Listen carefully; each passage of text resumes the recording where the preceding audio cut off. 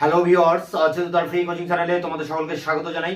আজকের এই ভিডিওটিতে তোমরা যারা ক্যালকাটা ইউনিভার্সিটিতে বিএ হিস্ট্রি অনার্সে 5th সেমিস্টারে পড়ছো, তোমাদের যে সিসি 11 পেপারটি রয়েছে আধুনিক ইউরোপের ইতিহাস, এই পেপারটির একটি গুরুত্বপূর্ণ ইম্পর্টেন্ট 10 নম্বরের প্রশ্ন 2025-এর সাজেশন অনুযায়ী ফরাসি বিপ্লবের পিছনে ফরাসি দার্শনিকদের অবদান কি ছিল বা দার্শনিকদের ভূমিকা কি ছিল, এই প্রশ্ন নিয়ে বিস্তারিত আলোচনা করব। আলোচনা শেষে উত্তরটি তোমাদের সামনে তুলে ধরবো।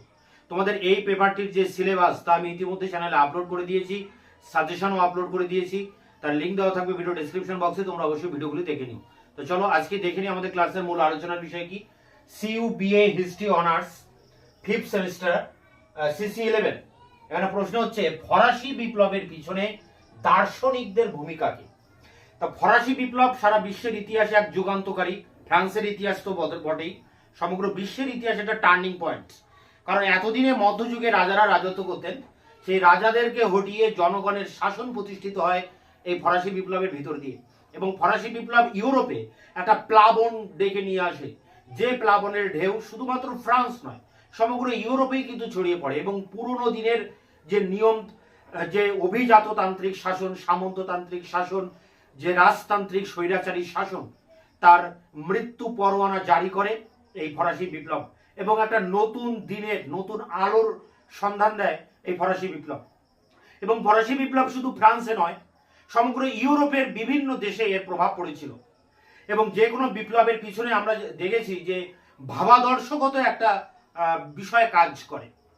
তো ফরাসি বিপ্লব তার ব্যতিক্রম ছিল না। ফরাসি বিপ্লবের পিছনেও বিভিন্ন ভাব, জাগতিক যে চিন্তা ভাবনা, দার্শনিক চিন্তা ভাবনা এর পিছনে কিন্তু কাজ করেছিল। এই কারণে আমাদের এই দার্শনিকদের বিষয়টা পড়তে হয়। ফরাসি বিপ্লবের পিছনে অনেকগুলি কারণ ছিল, তার মধ্যে প্রথম যেটা রয়েছে অর্থনৈতিক কারণ, সামাজিক কারণ, তারপরে রয়েছে রাজনৈতিক কারণ। আর এগুলোকে জনগণের সামনে তুলে ধরে দার্শনিকরা, তাই দার্শনিকরাও একটা কারণ হিসেবে এখানে চিহ্নিত হয়েছে। এখন দার্শনিকদের অবদান অ্যাকচুয়ালি সেই সময়ে, মানে অষ্টাদশ শতকের প্রথম দ্বিতীয়ার্ধে ফ্রান্সে বেশ কিছু সাহিত্যিক, দার্শনিক, ঐতিহাসিক, বুদ্ধিজীবী মানুষের আবির্ভাব ঘটে, যারা তাদের লেখনীর ভিতর দিয়ে সেই সময়কার ফ্রান্সে ঘটে যাওয়া যে সামাজিক অনাচার, যে দুর্নীতি, চার্চের ব্যভিচারিতা, রাজার স্বৈরাচারিতা, এগুলো তাদের লেখনীর মাধ্যমে জনগণের সামনে তুলে ধরেন। তাদের গ্রন্থের ভিতর দিয়ে জনগণ সেগুলো পাঠ করেন এবং বিপ্লবের পথে পা বাড়ান, তারা উদ্বুদ্ধ হন আন্দোলনের প্রতিবাদের জন্য। এখন এই টাইপের যে দার্শনিকরা ফ্রান্সে এসেছিলেন, প্রথমে ছিলেন মন্তেস্কু। মন্তেস্কুর নাম প্রথমেই করা যায়। এই মন্তেস্কু তিনি কিছুকাল ইংল্যান্ডে ছিলেন। এই কারণে ইংল্যান্ডের যে নিয়মতান্ত্রিক রাজতন্ত্র, মানে একদিকে পার্লামেন্ট বা সংসদ আছে, আবার অন্যদিকে কিন্তু রাজাও আছে, এই যে নিয়মের ভিতর দিয়ে রাজা দেশ শাসন করছেন, এই নিয়মতান্ত্রিক রাজতন্ত্রের তিনি সমর্থক ছিলেন। এবং তিনি তার লেখনীর ভিতর দিয়ে ফ্রান্সে এই নিয়মতান্ত্রিক রাজতন্ত্রের কথা বলেন। এছাড়া ক্ষমতা বিভাজন নীতি, অর্থাৎ শাসন, বিচার এবং আইন, এই তিনটি বিষয়কে আলাদা করার কথা তিনি বলেন। আগে একসাথে ছিল, ফলে নানা রকম জটিলতা তৈরি হয়।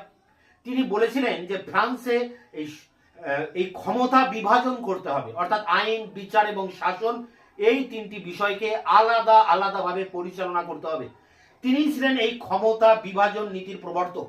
পরবর্তীকালে যখন ফরাসি বিপ্লব হয়, যখন সংবিধান লেখা হয়, তখন এই মন্তেস্কুর ক্ষমতা বিভাজন নীতি, এটাকে মাথায় রেখে কিন্তু ক্ষমতাকে বিভাজন করা হয়, অর্থাৎ তার এই নীতিটা কিন্তু কার্যকরী হয়।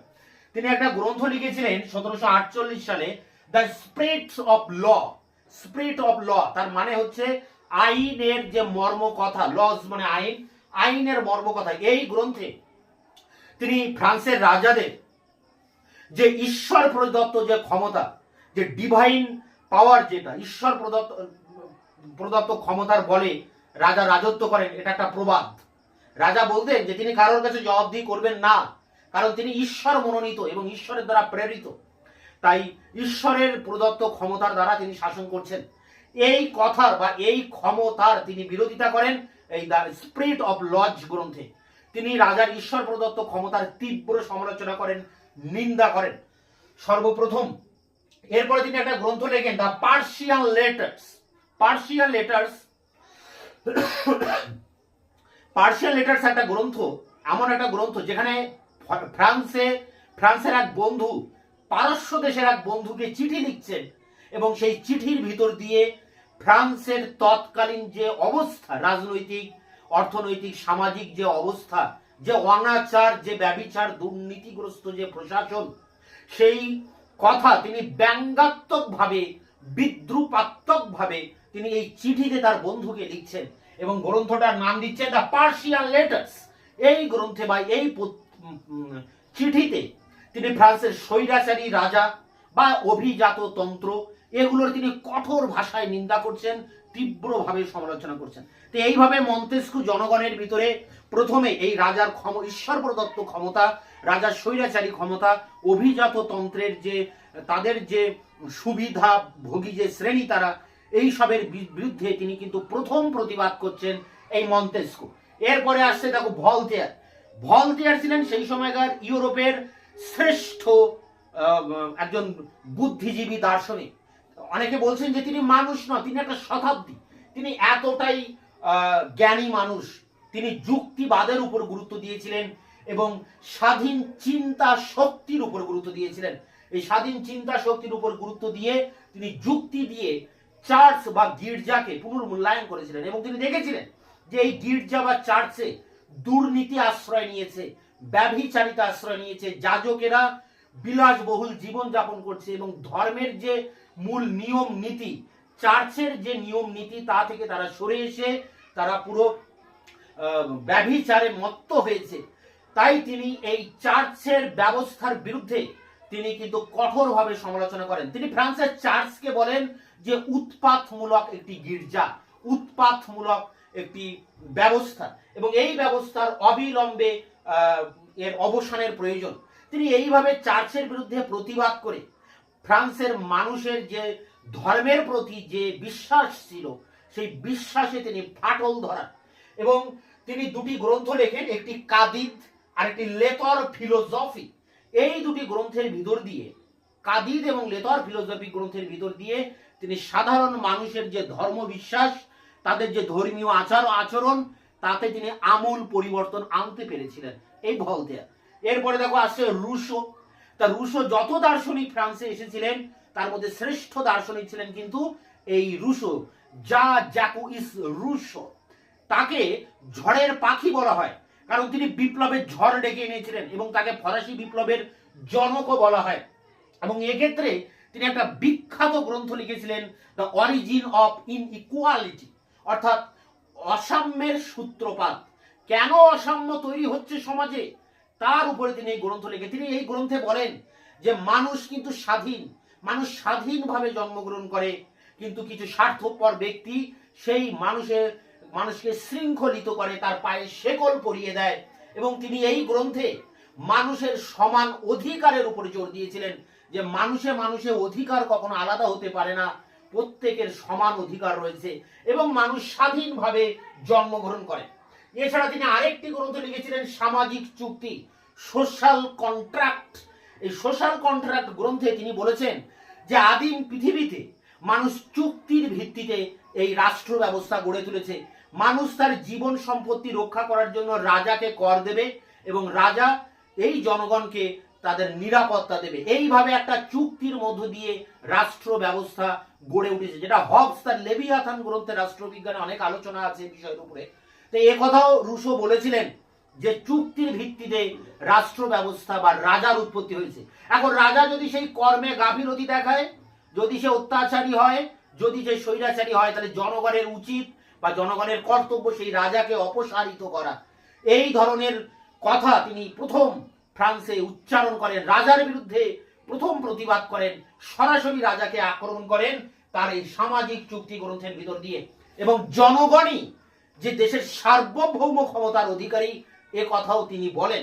এরপরে দেখো আরেক দার্শনিক আসছেন ডেনিস ডিদেরো এবং দা এলেমবার্ট।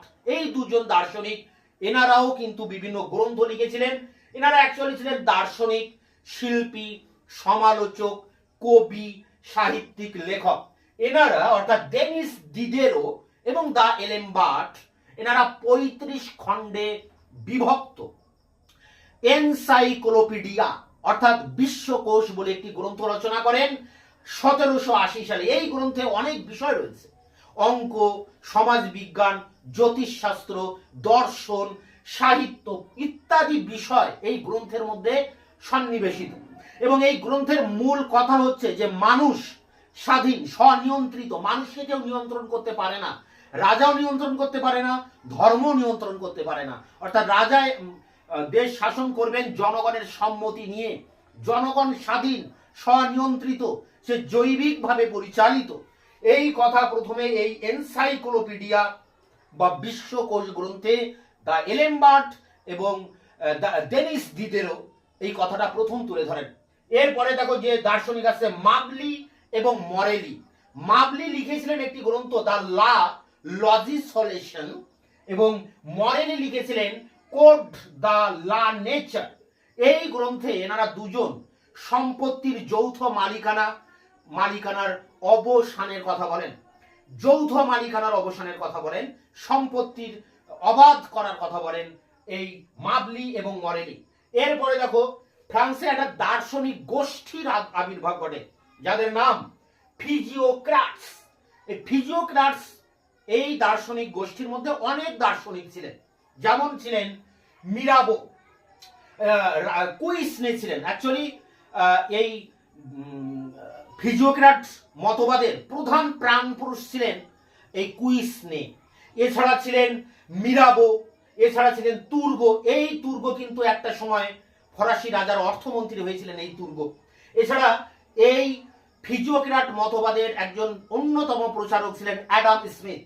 তিনি লিখেছিলেন দ্য ওয়েলথ অফ নেশন বলে একটি গ্রন্থে, এবং এই গ্রন্থে তিনি ব্যক্তি স্বাধীনতার কথা বলেন, অবাধ বাণিজ্যের কথা বলেন, ব্যক্তিগত শিল্প স্থাপনের কথা বলেন, এবং মার্কেন্টাইলবাদী যে অর্থনীতি, রাষ্ট্রকেন্দ্রিক যে অর্থনীতি, এর আগের সেমিস্টারে তোমরা মার্কেন্টাইলবাদ পড়েছো, জানো, সেই মার্কেন্টাইলবাদ অর্থনীতির তীব্র সমালোচনা করেন এবং বাণিজ্যকে অবাধ করার কথা বলেন, ব্যক্তিগতভাবে শিল্প স্থাপনের কথা বলেন। এছাড়া আরো অনেক গ্রন্থ, যেমন এখানে কুইসনে একটা গ্রন্থ লিখেছিলেন থিওরি অফ ট্যাক্সেশন, কিভাবে ট্যাক্স ধারণাটা আসবে। মিরাবো একটা গ্রন্থ লিখেছিলেন ফ্রেন্ড অফ ম্যানকাইন্ড। এই friend of mankind, theory of taxation বা অ্যাডাম স্মিথের দ্য ওয়েলথ অফ নেশন, এগুলো সবই কিন্তু এই ফিজিওক্রাট গোষ্ঠীর ঐতিহাসিক। এবং এই গোষ্ঠীর মূল বক্তব্য ছিল বা যে সম্পত্তির অবাধ মালিকানা বা বাণিজ্যকে অবাধ করতে হবে, বা বেসরকারি শিল্প স্থাপন করতে হবে, মার্কেন্টাইলবাদ অর্থনীতির অবসান ঘটাতে হবে। তাই দেখো এখানে এই Montesquieu, Voltaire, Rousseau, Denis Diderot, d'Alembert, Mably, Morelly এবং ফিজিওক্রাটে রয়েছে কুইসনে, মিরাবো, অ্যাডাম স্মিথ, তুর্গো।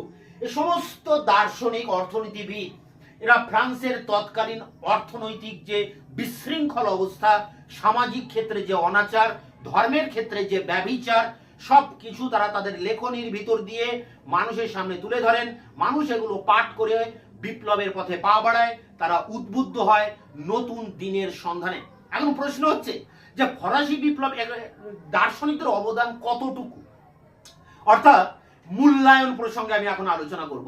এখন এই মূল্যায়ন করতে গিয়ে ঐতিহাসিকরা দ্বিধা বিভক্ত, দুটি গোষ্ঠীতে ভাগ হয়েছে।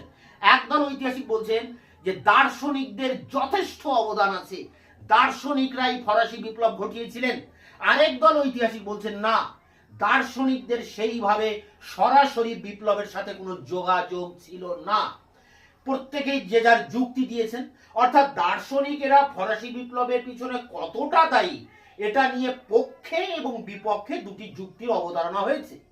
একদল রয়েছে যারা পক্ষে, মানে দার্শনিকদের পক্ষে যারা কথা বলেছেন, অর্থাৎ তাদের বক্তব্য যে দার্শনিকরাই বিপ্লব সংগঠিত করেছিলেন। এমন কয়েকজন ঐতিহাসিকের নাম বলছি, দেখো, তেইন, রুস্তান, শেতেব্রিয়া, তকভিল, মাদেলা, রুদে, জর্জ হল্যান্ড এবং বার্নেভ। এনাদের বক্তব্য যে দার্শনিকরাই সমাজের অনাচার, ব্যভিচার, এই বিশৃঙ্খল অবস্থা জনগণের সামনে তুলে ধরে জনগণকে বিপ্লবের পথে পা বাড়ানোতে তারা সাহায্য করেছিলেন। তারাই জনগণকে প্ররোচিত করেছিলেন। ফ্রান্সের রেস্তোরাঁ, কফি হাউস বা কফি শপ বা মানুষ যেখানে আড্ডা দেয়, সমস্ত জায়গায় দার্শনিকদের নিয়ে আলোচনা হতো। তাদের লেখা যে গ্রন্থ, সেগুলো নিয়ে মানুষ চর্চা করতেন এবং মানুষ কিন্তু এগুলোকে সামনে রেখে, তাদের বক্তব্যকে সামনে রেখে বিপ্লবের পথে তারা পা বাড়িয়েছিলেন। এই জন্য টেইন বলছেন, ঐতিহাসিক টেইন বলছেন যে ফ্রান্স দর্শনের বিষ পান করেছিল, অর্থাৎ দার্শনিকদের যে বিষ, যে থিওরি, সেটাকে পান করেছিল, অর্থাৎ ফ্রান্স দর্শনের বিষ পান করেছিল। এবং এক্ষেত্রে জর্জ রুদে যে এই দার্শনিকরা বিপ্লবের যে ক্ষেত্র, যে প্ল্যাটফর্ম, যে পরিস্থিতি, বিপ্লবের ক্ষেত্রটাই তৈরি করে দিয়েছিলেন এই দার্শনিকেরা। এখন এর বিরুদ্ধে বিপক্ষে অনেক যুক্তি আছে। তা বিপক্ষে কারা আছে? বিপক্ষে বলতে যারা মানেন না যে এই দার্শনিকরা ফরাসি বিপ্লবের জন্য দায়ী, তারা হলেন, কয়েকজনের নাম বলছি: জোরেস মালে দুপা, মিশলে লেফেভর, মাতিয়ে লাব্রুস, থিয়ার্স, গুডউইন, মর্স স্টিফেনসন এবং কোব্যান। তাদের মতে যে দার্শনিকরা ফরাসি বিপ্লবের জন্য দায়ী নয়, কারণ তারা সরাসরি বিপ্লবের কথা বলেননি, তারা সরাসরি আন্দোলনের কথা বলেননি, তারা সমাজের পরিস্থিতিটাকে তুলে ধরেছিলেন মাত্র, তারা কিন্তু বিপ্লবের কথা বলেননি সরাসরি। বিপ্লবের সাথে তাদের সরাসরি যোগ ছিল না। এছাড়া 1789 সালে যখন বিপ্লব হয়, তার অনেক আগে এইসব দার্শনিকেরা মারা গিয়েছিলেন, ফলে এনাদের সরাসরি কোনো বিপ্লবের সাথে কোনো যোগাযোগ ছিল না। তৎকালীন যে পরিস্থিতি, তৎকালীন ফ্রান্সের জাতীয় জীবনের যে পরিস্থিতি, সেই পরিস্থিতি বিপ্লব ঘটিয়েছিল, দার্শনিকদের অবদান এখানে ছিল না।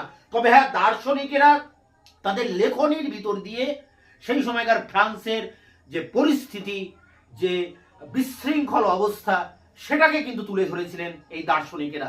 কিন্তু তারা কখনো বিপ্লবের কথা বলেননি, সরাসরি বিপ্লবে অংশগ্রহণও করেননি, তাই তাদের ভূমিকা সেইভাবে ছিল না।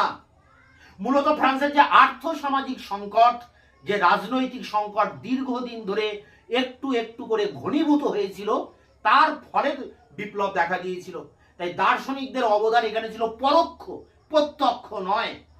তো এই ছিল মূল অল ওভার আলোচনা, যেখানে ফরাসি বিপ্লবের দার্শনিকদের অবদান একেবারে সহজ একটা ম্যাটার, যেখানে মন্তেস্কুর বক্তব্য তার গ্রন্থ, ভলতেয়ারের বক্তব্য তার গ্রন্থ, রুশোর বক্তব্য তার গ্রন্থ, ডেনিস দিদেরো, এলেমবার্ট, মাবলি মরেলি, ফিজিওক্রাট গোষ্ঠীর বক্তব্য, এবং শেষে মূল্যায়ন, পক্ষে কারা আছেন তাদের যুক্তি কি, বিপক্ষে কোন কোন ঐতিহাসিক আছেন তাদের যুক্তি কি, দিয়ে এই ফরাসি বিপ্লবের দার্শনিকদের অবদান অ্যান্সার করতে হবে। দেখো, এই প্রশ্ন 100% আমার মনে হয় পরীক্ষায় আসবে, প্রথমেই থাকবে 10 নম্বরের প্রথম প্রশ্ন, তোমাদের সিলেবাসের প্রথম ইম্পর্টেন্ট প্রশ্ন এটা। তাই তোমরা প্রত্যেকেই এই প্রশ্ন মুখস্থ করবে। আশা করি একটা ধারণা তোমাদেরকে দিতে পারলাম যে দার্শনিকদের অবদান বলতে কি বোঝায়। এখন এর যে উত্তর অ্যান্সার আছে, এর 500 ওয়ার্ডের 10 নম্বরের অ্যান্সার, সেই অ্যান্সারটি নিয়ে আমি এবার তোমাদের সঙ্গে অন স্ক্রিনে আলোচনা করব। History honours 5th semester CC 11, ফরাসি বিপ্লবের পিছনে দার্শনিকদের অবদান আলোচনা করো। মার্কস 10। অ্যান্সারটি এভাবে লিখবে: আমেরিকার স্বাধীনতা যুদ্ধের পর বিশ্ব ইতিহাসে সর্বাপেক্ষা উল্লেখযোগ্য, যুগান্তকারী ও সুদূরপ্রসারী ঘটনা হলো ফরাসি বিপ্লব। 1789 খ্রিস্টাব্দে ফরাসি বিপ্লবে পুরাতনতন্ত্রের অবসান ঘটিয়ে ফ্রান্সের সমাজ, রাষ্ট্রনীতি ও অর্থনৈতিক ক্ষেত্রে এক ব্যাপক ও সর্বাত্মক পরিবর্তনের সূচনা করে। এই বিপ্লব ছিল সামন্ততন্ত্র, স্বৈরাচারী রাজতন্ত্র, যাজক শ্রেণীর অনাচার ও সামাজিক অসাম্যের বিরুদ্ধে জনগণের অসন্তোষের বহিঃপ্রকাশ। পরবর্তীকালে সমস্ত বিপ্লবী আন্দোলনের ক্ষেত্রে ফরাসি বিপ্লব আদর্শ ও অনুপ্রেরণার উৎসস্থলে পরিণত হয়। কেবলমাত্র ফ্রান্স নয়, ফরাসি বিপ্লবের গণতন্ত্র, জাতীয়তাবাদ, স্বাধীনতা, সাম্য, মৈত্রীর আদর্শ এবং ভাবধারা সমগ্র ইউরোপ, এমনকি বিশ্বের বিভিন্ন দেশের জনমনে নতুন চিন্তা চেতনার সঞ্চার করে। ঐতিহাসিক রবার্ট পামারের তলায় দাগ দেবে, আন্ডারলাইন করবে। এর মতে ফরাসি বিপ্লবকে ইউরোপীয় বিপ্লব বলাই সঙ্গত। তিনি একে ইউরোপীয় বিপ্লবের ফরাসি অধ্যায় বলে অভিহিত করেছেন। যে কোনো বিপ্লবের পূর্বে মানুষের চিন্তা ও ভাবজগতে বিপ্লব আসে। ফরাসি বিপ্লবের ক্ষেত্রেও তার ব্যতিক্রম হয়নি। অষ্টাদশ শতকের ফ্রান্সে একদল সাহিত্যিক ও দার্শনিকদের আবির্ভাব হয়, যারা ফ্রান্সের সমকালীন সমাজ, রাজনীতি, অর্থনীতি ও ধর্মীয় জীবনের সর্বস্তরে পরিব্যাপ্ত অনাচার ও দুর্নীতির তীব্র সমালোচনা করে জাতীয় জীবনে এক বৈপ্লবিক ভাব তরঙ্গের সৃষ্টি করেন। তো এই ছিল ভূমিকা। এরপরে এবার সরাসরি দার্শনিকদের বিষয়তে আমরা আসব। পেশায় আইনজীবী বিশিষ্ট ফরাসি দার্শনিক মন্তেস্কু 1689 থেকে 1755 ছিলেন বিপ্লব বিমুখ এবং নিয়মতান্ত্রিক রাজতন্ত্রের সমর্থক। তিনি বেশ কিছুকাল ইংল্যান্ডে বসবাস করেন এবং ইংল্যান্ডের নিয়মতান্ত্রিক রাজতন্ত্রের আদর্শে প্রভাবিত হন। 1748 খ্রিস্টাব্দে প্রকাশিত তার বিখ্যাত গ্রন্থ দ্য স্পিরিট অফ লজ গ্রন্থে তিনি রাজার ঈশ্বর প্রদত্ত ক্ষমতার ডিভাইন রাইট অফ কিং এর তীব্র সমালোচনা করেন এবং ব্যক্তি স্বাধীনতা রক্ষাকল্পে রাষ্ট্রের শাসন, আইন, বিচার বিভাগের সম্পূর্ণ পৃথকীকরণের দাবি জানান। এই গ্রন্থখানি পরবর্তীকালে বিপ্লবী শাসনতন্ত্র রচনায় যথেষ্ট প্রভাব বিস্তার করে। তিনি ঘোষণা করেন যে একই ব্যক্তির হাতে সরকারের আইন, বিচার ও শাসন বিভাগের দায়িত্ব থাকলে ব্যক্তি স্বাধীনতা লোপ পাবে। এই গ্রন্থটি এতই জনপ্রিয়তা অর্জন করে যে 18 মাসে এর 22টি সংস্করণ প্রকাশিত হয়। তার অপর গ্রন্থ দি পার্সিয়ান লেটার্স এ তিনি ফ্রান্সে প্রচলিত সমাজ ব্যবস্থা, অভিজাততন্ত্র এবং রাজতন্ত্রের বিভিন্ন দুর্বলতা ত্রুটির কঠোর সমালোচনা করেন। এই প্যারাতে মন্তেস্কু, এর পরের প্যারাতে আলোচনা করব ভলতেয়ার। কবি, নাট্যকার, প্রাবন্ধিক, দার্শনিক ও ঐতিহাসিক ভলতেয়ার 1694 থেকে 1778 খ্রিস্টাব্দ ছিলেন সমকালীন ইউরোপীয় সাহিত্য জগতের মধ্যমণি এবং সাহিত্যের প্রতিটি ক্ষেত্রেই তার স্বচ্ছন্দ বিচরণ ছিল। ভিক্টর হুগো তার সম্পর্কে বলেন যে তিনি মানুষ নন, তিনি একটি শতাব্দী। ভলতেয়ার ছিল ছদ্মনাম, তার প্রকৃত নাম ছিল ফ্রাঁসোয়া মারি আরুয়েত। তার জন্ম প্যারিসে। মন্তেস্কুর মতো তিনিও কিছুকাল ইংল্যান্ডে অতিবাহিত করেন। তিনি ইংল্যান্ডের সমাজ ব্যবস্থাকে মুক্ত, সহিষ্ণু ও প্রগতিশীল বলে প্রশংসা করতেন। প্রগতিবাদী, যুক্তিনিষ্ঠ ভলতেয়ারের কাছে যুক্তি বিরোধী সকল চিন্তা বা প্রতিষ্ঠান অসহ্য ছিল। তিনি ঈশ্বরবাদী ছিলেন। ঈশ্বরবাদী হওয়া সত্ত্বেও তার আক্রমণের প্রধান লক্ষ্য ছিল ক্যাথলিক গির্জা, কারণ তার মতে গির্জা ছিল প্রগতি ও শিক্ষার পরিপন্থী। ক্যাথলিক গির্জাকে তিনি বিশেষ অধিকারপ্রাপ্ত উৎপাত, দ্য প্রিভিলেজ নুসেন্স বলে অভিহিত করেন। তীব্র বিদ্রুপ ও শ্লেষাত্মক রচনার মাধ্যমে তিনি গির্জার দুর্নীতি, সামাজিক এবং রাষ্ট্রীয় অনাচার ও বৈষম্যকে সর্বসমক্ষে তুলে ধরে দেশে এক জাগরণের সৃষ্টি করেন। প্রজাহিতৈষী রাজতন্ত্রের সমর্থক হয়েও তিনি ফ্রান্সের স্বৈরাচারী রাজতন্ত্রের নিন্দায় মুখর ছিলেন। তার দুটি বিখ্যাত গ্রন্থ কাদিদ 1759 এবং লেতর ফিলোজফিক 1734। এই প্যারাতে আলোচনা করলাম ভলতেয়ার। পরের প্যারা দেখো রুশো। ফরাসি দার্শনিকদের মধ্যে সর্বাপেক্ষা বলিষ্ঠ, জনপ্রিয়, প্রগতিশীল ছিলেন জ্যাকুইস রুশো। 1712 থেকে 1778 খ্রিস্টাব্দ। তাকে ফরাসি বিপ্লবের প্রিন্স বা বিপ্লবের জনক বলা হতো। তার অসাম্যের সূত্রপাত, অরিজিন অফ ইনইকুয়ালিটি নামক গ্রন্থে তিনি দেখান যে মানুষ সমান অধিকার নিয়েই জন্মগ্রহণ করে, কিন্তু লোভী ও স্বার্থপর সমাজ ব্যবস্থা তাকে বঞ্চিত করে। এই গ্রন্থের মাধ্যমে তিনি প্রচলিত সামাজিক বৈষম্য ও শ্রেণীগত অত্যাচারের মূলে কুঠারাঘাত করেন। 1762 খ্রিস্টাব্দে প্রকাশিত তার সর্বাপেক্ষা বিখ্যাত সামাজিক চুক্তি কন্ট্রাক্ট সোশ্যাল গ্রন্থে তিনি বলেন যে জন্মের সময় মানুষ স্বাধীন, কিন্তু সর্বত্র শৃঙ্খলিত। Man is born free but everywhere he is in chain. এই গ্রন্থে তিনি আধুনিক গণতন্ত্র, প্রজাতন্ত্রবাদের ভিত্তি স্থাপন করেন। নানা যুক্তিতর্কের মাধ্যমে তিনি রাজার ঈশ্বর প্রদত্ত ক্ষমতাকে নস্যাৎ করে দিয়ে বলেন যে জনগণই হলো রাষ্ট্র ও সমস্ত সার্বভৌম শক্তির উৎস। ঈশ্বর নন, একদিন জনগণের ইচ্ছা, জেনারেল উইল অনুসারে এক চুক্তির মাধ্যমে রাজা শাসন ক্ষমতা পান। এই চুক্তির মাধ্যমেই রাজা সিংহাসনে বসেছেন। সুতরাং তিনি স্বৈরাচারী হয়ে এই চুক্তি লঙ্ঘন করলে প্রজা সাধারণ তাকে পদচ্যুত করতে পারবে। তার এই সামাজিক চুক্তি মতবাদ রাজার দৈব সত্ত্বের মূলে কুঠারাঘাত হেনে প্রজাদের মনে কর্তৃত্বের বিরুদ্ধে বিদ্রোহের প্রেরণা যোগায়। ঐতিহাসিক হ্যাসাল বলেন যে অর্থনৈতিক ও রাজনৈতিক কারণে ফরাসি বিপ্লব ঘটলেও এই বিপ্লবের উপর রুশোর রচনার প্রভাবকে অস্বীকার করা যায় না। প্যারা করে দেখো অন্যান্য যেসব গোষ্ঠীগুলো রয়েছে দার্শনিকদের।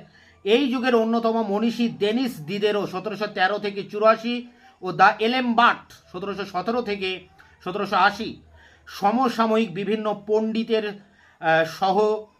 সহযোগিতায় 35টি খণ্ডে একটি বিশ্বকোষ বা এনসাইক্লোপিডিয়া সংকলন করেন।